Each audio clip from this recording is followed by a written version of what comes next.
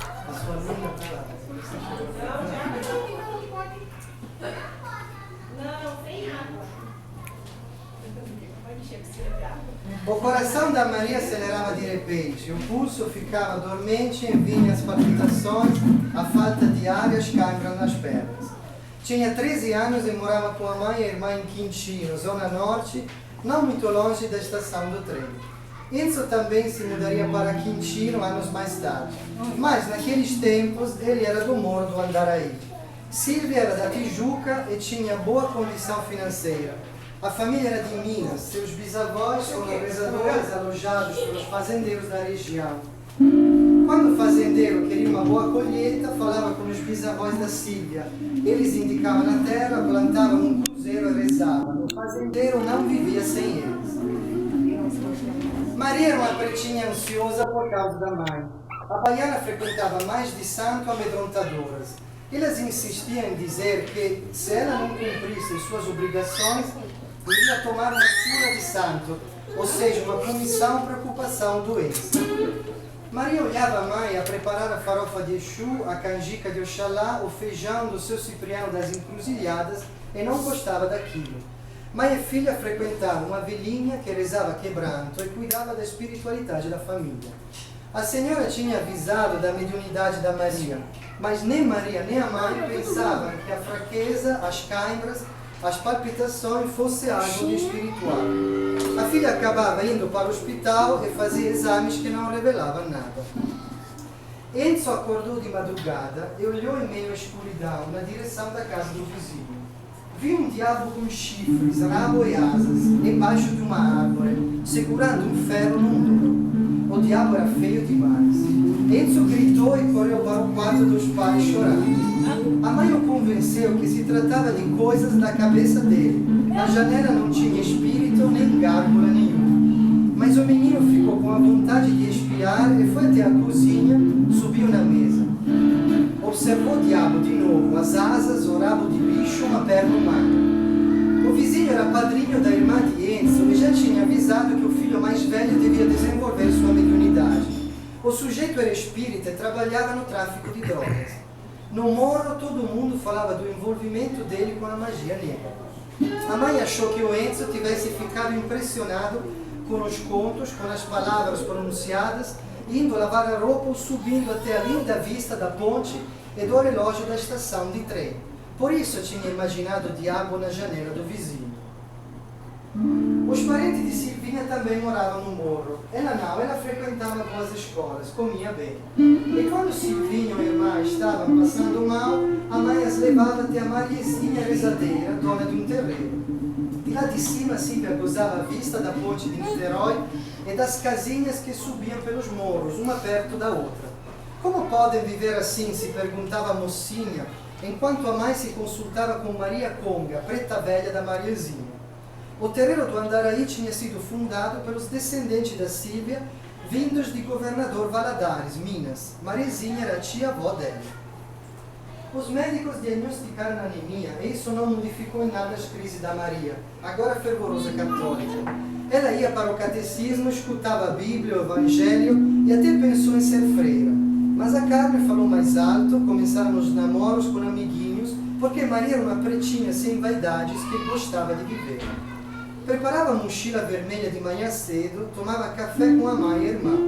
Na escola havia crianças como ela, se sentia bem. Maria, tabuada para amanhã, dissera a professora. E ela descobriu que gostava de matemática.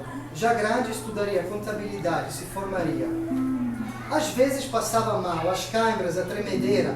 A irmã também começou a apresentar alguns problemas, algo parecido com epilepsia. A mãe frequentou a rezadeira até a morte dela, depois não se interessou mais. Maria foi batizada na igreja católica, fez a primeira comunhão. Gostava de ver o padre com a batina, os homens de branco, de preto, gostava do cheiro do incenso e das grandes velas, mas continuava a passar mal.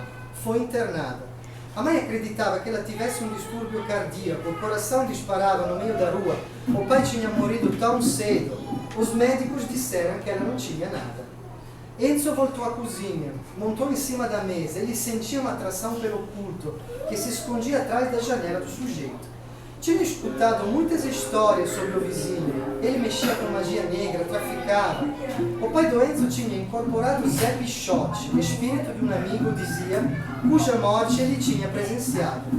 A mãe tinha procurado um centro umbandista, cujo chefe espiritual era o seu meia-noite, o Exu que o Enzo incorporaria um dia. A mulher seguiu os conselhos do pai de santo e viu uma melhora no marido. Ela ficou agradecida ao centro e continuou a frequentá-lo até descobrir que o marido fingia a incorporação de Zé Pichote.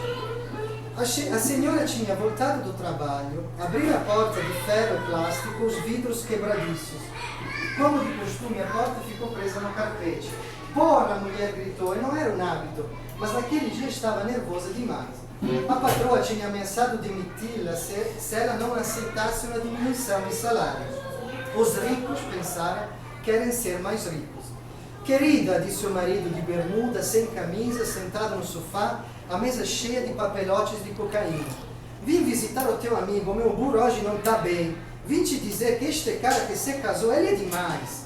Você deve servir o meu burro porque ele merece, repetiu o senhor Uchoa, e a senhora se deu conta que o Zé Pichote é uma palhaçada. A decepção foi enorme porque ela tinha acreditado e agora descobria que o marido fingia ser possuído por este outro espírito. O espírito dele se chamava cocaína, vício se chamava o espírito dele. Espera um segundo. Enzo encarou o gárgula com asas, rabo, olhar insensato e sentiu uma presença maligna nele, no corpo dele. Um encosto, um fluxo negro, um impulso repugnante, uma vontade de esquecer tudo, desaparecer, sumir dali do mundo. Desceu, pegou uma faca e sim, agora cortaria a garganta, acabaria os maus espíritos, os maus presságios. A senhora Uchoa ouviu um barulho na cozinha, levantou, o marido dormia.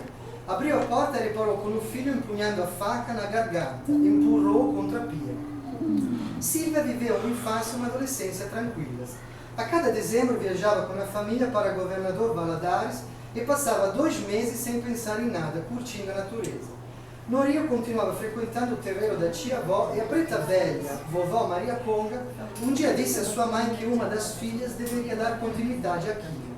A mãe não queria que as filhas carregassem a responsabilidade. Silvia, porém, sentia vibrações. Quando entrava em determinados lugares, ela percebia as larvas espirituais encostadas nas paredes, nos cantos, e isso acontecia com Maria também. A pretinha não tinha proteções, não tinha filtros. A mãe a levava para o Hospital Cardiológico de Laranjeiras, mas ninguém entendia o que havia com ela. Com 16 anos, uma amiga a convidou para a Igreja Universal. Ela teve o seu segundo contato com Umbanda, porque a igreja acreditava na feitiçaria. Eles invocavam as entidades para destruí-las. Nas sessões chamadas de corrente de saúde, Maria se lembrou de quando, pequenina, a mãe a levara para a Bahia e dentro de um terreiro ela viu as entidades como elas eram. Na Igreja Universal, o medo deu lugar à identificação e Maria ficou com pena por algumas entidades castigadas pelos pastores.